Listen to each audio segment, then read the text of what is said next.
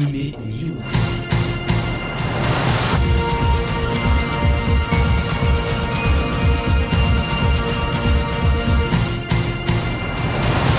Bonjour à tous, c'est Alex au micro de Generic Kids et comme chaque semaine nous allons parler manga et animation japonaise. Il est l'heure d'Anime News, votre hebdo manga et animé en partenariat avec Manganime. Pour ce 276e Anime News, toujours 4 mains à la préparation, à la rédaction. Voici tout de suite nos zooms, nos news et nos chroniques.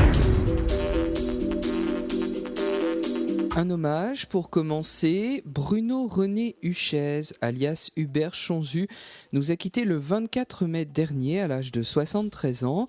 En 1977, il avait créé la société de distribution IDDH. Certains se souviendront de cette société et de son logo.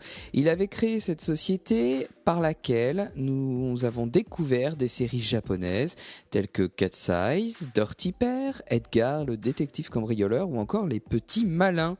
Autant vous dire qu'il a été l'un des acteurs des années 80, un grand acteur donc pour l'arrivée des séries japonaises en France. Un grand merci à monsieur Bruno René Huchez. Japan Expo approche à grands pas, un peu plus de 2 semaines avant le début de ce grand salon. Voici de nouveaux événements qui ont été annoncés. Tout d'abord, la venue du grand Hironobu Kariyama, chanteur notamment du très célèbre opening de Dragon Ball Z Chala et Chala. Il sera notamment présent pour la promotion du jeu Dragon Ball Xenoverse 2 et participera à des séances de dédicaces et de showcase à ne pas manquer. Du côté des animations, l'éditeur Kiun prévoit une animation spéciale sur la série My Hero Academia, lors de laquelle vous pourrez tester votre force dans le but d'intégrer l'académie des héros. News manga et on commence cette semaine avec les séries qui vont prochainement se conclure au Japon. Tout d'abord, c'est la fin de la série Sukedachi 9 de Seishi Kishimoto qui vient d'être confirmée pour le 12 juillet dans le numéro d'août du Shonen Gangan. La série a débuté il y a peu en France, c'est chez Kurokawa à découvrir donc. 2 shoujo vont également s'achever, le fantastique titre La fleur millénaire de Kaneyoshi Izumi, elle prendra fin le 11 août dans le Betsukomi. La série publiée en France chez Kazé fera donc 14 ou 15 tomes. Mon histoire verra également sa conclusion sortir cet été avec le dernier chapitre prévu le 13 juillet dans le Betsuma. La série est éditée en France chez Kana. Elle s'achèvera donc en 13 tomes. Mais qui dit fin dit aussi lancement. Après Sword Art Online Phantom Bullet, Kotaro Yamada va s'attaquer à l'arc Alicization du light novel de Reiki Kawahara. La série débutera le 9 août dans le Dengeki Bunko Magazine au Japon. En France, la saga Sword Art Online est publiée en manga chez Ototo et en roman chez Offel. Yoshiki Tonagai, l'auteur de Doubt, Judge ou encore Secret, publié chez Kiun, va débuter une nouvelle série. Elle sera intitulée Ikitei Masuka Andagon dans le Shonen Gangan dès le 12 juillet. On devrait avoir affaire à un titre avec des zombies. À suivre donc. Mais revenons à présent en France. De nouvelles acquisitions ont été dévoilées cette semaine. Tout d'abord du côté des éditions Pika, avec la venue d'Hiro Mashima à Japan Expo, l'éditeur va publier dès le 29 juin le one-shot hors-série Fairy Tail Plus. Il contiendra 3 histoires inédites, un chapitre en collaboration avec Miki Yoshikawa, auteur de Drôle de Racaille et de Yamada-kun and the Seven Witches, mais également un entretien avec les 4 assistants de Hiro Mashima et bien d'autres surprises.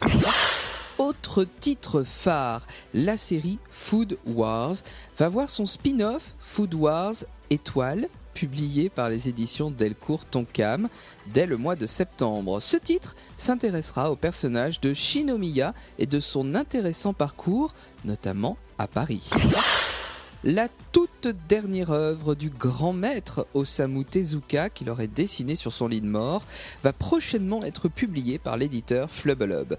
Prévu pour le 20 août, Neo Faust adapte l'histoire de Faust, quelle surprise, c'est-à-dire vivre une nouvelle jeunesse afin de percer le secret de l'humanité, mais perdre la mémoire de sa vie précédente.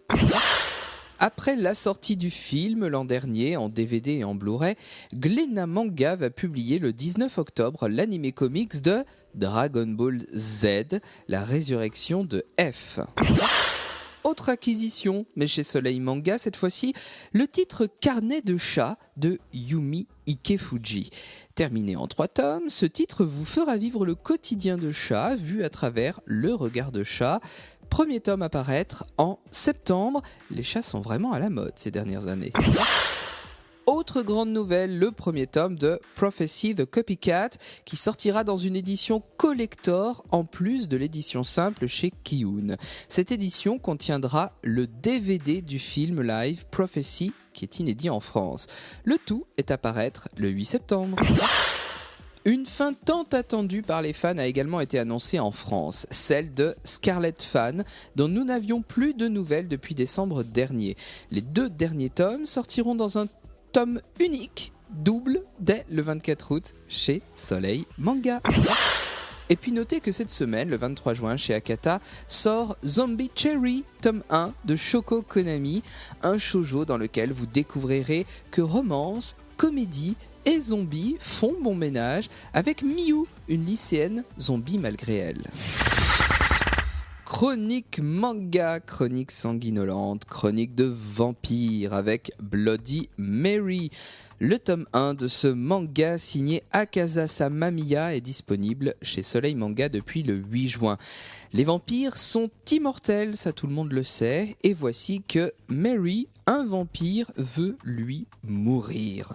Il fait appel à Ichiro, un autre vampire, mais qui est prêtre, et qui semble être le seul capable de mettre fin à ses jours.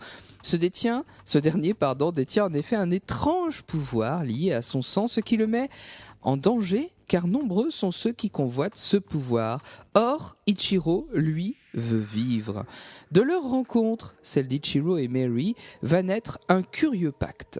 Dessin stylé et élégant, ce manga de la collection gothique de Soleil Manga ne révolutionne pas le genre, mais on se laisse prendre dans cette relation ambiguë. Le dessin est très sympathique, amateur de gothique, vous allez aimer, ça s'appelle Bloody Mary, c'est sorti chez Soleil Manga. Le reboot de la série Ex Vita est disponible depuis quelques semaines chez Delcourt Tonkam. Son titre, c'est tout simplement Ex-Arm. Cette fois-ci, le scénario a été réécrit par iRock et les dessins, quant à eux, sont toujours signés Shinya Komi. La série promet d'être plus longue que les 2 volumes d'Ex Vita. Des personnages supplémentaires font déjà leur apparition d'ailleurs.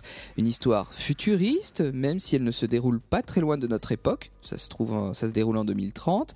Des transactions ayant trait à des armes high-tech, l'ex-arme justement, et des jeunes filles très sexy et très souples.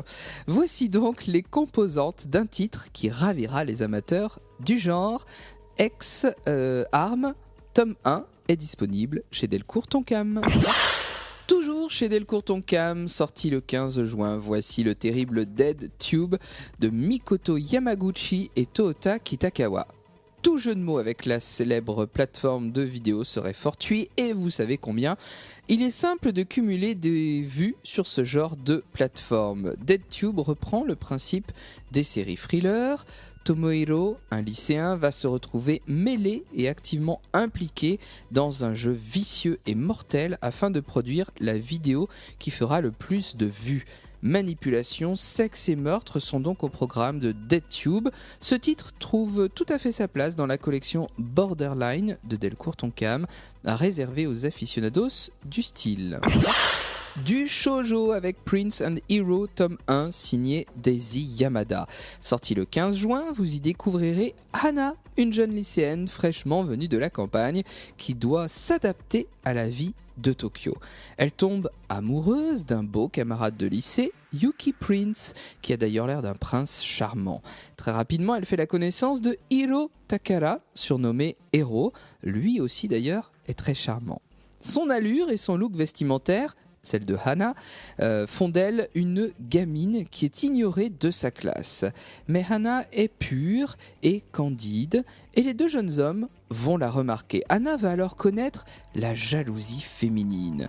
Cette série en 4 tomes s'inscrit dans la pure tradition du shoujo, tant dans l'histoire que graphiquement, drôle et touchante. Parfois, les fans de shoujo vont apprécier, vont adorer. Les nouvelles ont été riches cette semaine du côté de la Japanimation. Alors on démarre tout de suite avec de nouveaux simulcasts annoncés pour cet été. Servamp, dont le manga est publié en France par Doki Doki, verra son adaptation animée débuter sur Wakanim. Ensuite, c'est la série Relife, dont le manga est publié en France par Kiun, qui verra sa série animée diffusée en simulcast sur Crunchyroll dès le 1er juillet à 17h. Mais les plus grosses nouvelles concernent les sorties DVD et Blu-ray, avec de nombreuses annonces chez Kazé. Au mois d'août, l'éditeur sortira les séries suivantes. Alors attention, il y a tout d'abord la disparition de Yuki Nagato, ensuite Blockade Battlefront, God Eater également sortira, ainsi que Shimoseka. Il y aura aussi Heavy Object ou encore la première partie de la saison 1 de Food Wars. Tout ça au format physique avec pour chacun un coffret DVD et un coffret Blu-ray. Nous aurons droit également à un coffret DVD pour la première moitié de la saison 1 de Rinne. Vous savez, cet animé tiré du manga de Rumiko Takahashi. Sans oublier la sortie en DVD et en Blu-ray des OAV 3 et 4 de Code Geass Akito The Exiled. Et comme si ça ne suffisait pas, Kazé a également dévoilé son planning pour le mois de septembre. Ainsi, c'est également la saison 2 de Chunibyo, la première partie de la série Ushio Etora et la première partie de la seconde saison du Chant des Rêves que nous pourrons retrouver en coffret DVD et Blu-ray. Et enfin, sachez que la première saison de Shirayuki aux cheveux rouges sera également éditée en DVD au mois de septembre. De nombreux titres donc annoncés en format physique chez Kazé, on s'en réjouit. En plus, il y en aura pour tous les goûts, vivement cet été.